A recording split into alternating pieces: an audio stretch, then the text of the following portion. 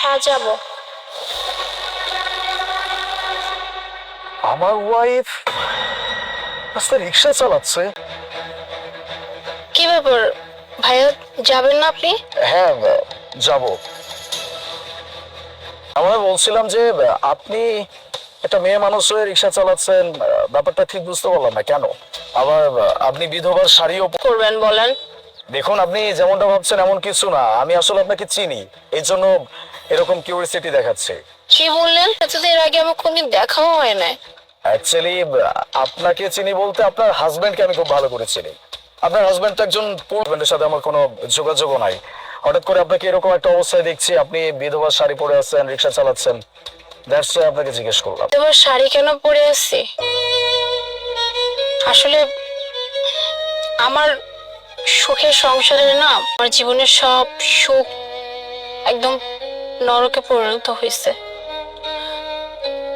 আর একটা মেয়ে এই দুনিয়া ছেড়ে চলে যায়। আমার আমার অনেক ছোট্ট একটা সুখের সংসার ছিল জানেন, দেয় নাই। আমার আমার হাজবেন্ডও না আপনার মতো একজন পুলিশ কর্মকর্তা ছিল, কিন্তু ওই যে বললাম, তাই একদিন আমার সব কিছু এলোমেলো হয়ে গেছে। কি এমন হয়েছিল? আসলে ওরে মিশনে যেতেই হবে। আমার হাজবেন্ড ওই মিশনে চলে যায়, কিন্তু দুর্ভাগ্যবশত আর ওই মিশনে যত যত পুলিশ কর্মকর্তা ছিল সবাই সবাই নাকি শহীদ হয়ে গেছে। আপনার হাজবেন্ডের বডি তো আপনারা অবশ্যই পাইছেন? না, আমার হাজবেন্ডের বডি আমরা পাই নাই। আমি আমি অনেক চাইছিলাম ওই স্পটে যাইতে, কিন্তু কিন্তু আমি যেতে বলছেন আপনার হাজবেন্ড মারা গেছে, তার বডি আপনারা পাবেন না? তাহলে আপনি এই কথা কিভাবে বিশ্বাস করবেন? আর আপনাকে এই এই খবরটা দেয় আমি আমি বিশ্বাস করি নাই, কারণ কারণ স্ত্রীর মন বলে কথা। আমার স্বামীর যদি কিছু হয়, ভাইয়া আপনি আপনি প্লিজ ওইখানে আমাকে একটু নিয়ে যান, আমি শেষবারের মতো ওর মুখটা একটু দেখতে চাই। কিন্তু কিন্তু আমাকে যেতে দেয় নাই, বিশ্বাস করতে হয়েছে, এছাড়া আমার কাছে আর কোনো উপায় ছিল না।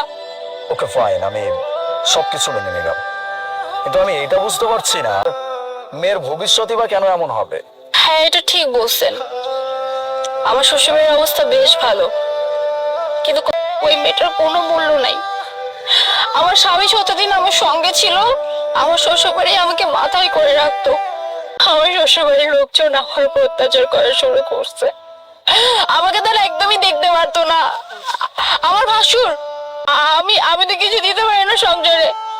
এমনকি এমনকি আমার মেয়েটাকে পর্যন্ত খোঁটা দিত। আমি সব কিছু মুখ বুঝে সহ্য করতাম জানেন, শুধুমাত্র শুধুমাত্র আমার মেয়েটার জন্য। আমার মেয়েটা যেন একটা ছাপ, আপনাদের যা কিছু লাগে আমি সব করে দেব, কিন্তু কিন্তু আমার মেয়েটার প্রতি আপনারা অত্যাচার করেন না।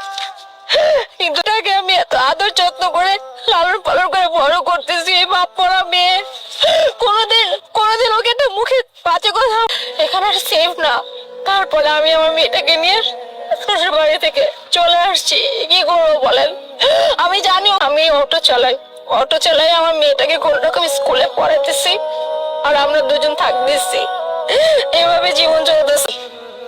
পুলিশ, আপনার কি মনে হয় আমার হাতে যদি এরকম কোনো সুযোগ থাকতো, আমি যদি কোনোভাবে পুলিশের কাছে গিয়ে আমি ওদের সব কথা যদি বলার চেষ্টাও করি, তাহলে আমার কাছে আমার মেয়ের জীবন আগে না তাদের বিচার? আমি আমি আমার মেয়ের মুখের দিকে তাকে আমি সব সহ্য করে নিছি। বুঝতে পারছি। আপনার হাজবেন্ড যদি কখনো আপনার সামনে এসে দাঁড়ায় তাহলে কি করবেন? তাহলে তো ভালোই হতো বলেন। আমার আমার মেয়েটা তো খুব ছোট্ট ছিল, আমার মেয়েটা তার বাবার আদরও ঠিক মতো পায় নাই। আর আপনি বলতেছেন 4 বছর জীবিত মানুষ ফেরত আসে, কারণ সেই মানুষটার নামে মিথ্যা কথা বলা হচ্ছে। আপনি বিশ্বাস করো, আমার আমার মন একটাবারের জন্য বলে না যে তুমি তুমি জীবিত নাই। তুমি এই যে তোমার মেয়ে, তোমার আমি এখন সবকিছু বুঝতে পারতেছি। আমাকেও তো মিথ্যা কথা বলা হচ্ছে, এমনকি আমার মেয়েটাকে সাথে করে নিয়ে চলে গেছে। অনেক ঘৃণা জন্মাইছিল তোমার জন্য। আমি ভাবছিলাম যে ভুল ভেবেছিলাম। আরে আমাদের সব থেকে বড় শত্রু তো আমার নিজের পরিবার। আমার নিজের পরিবার। চিন্তা করো না, সবকিছুর হিসাব হবে। তোমরা আমার সাথে আসো মামনি, চল।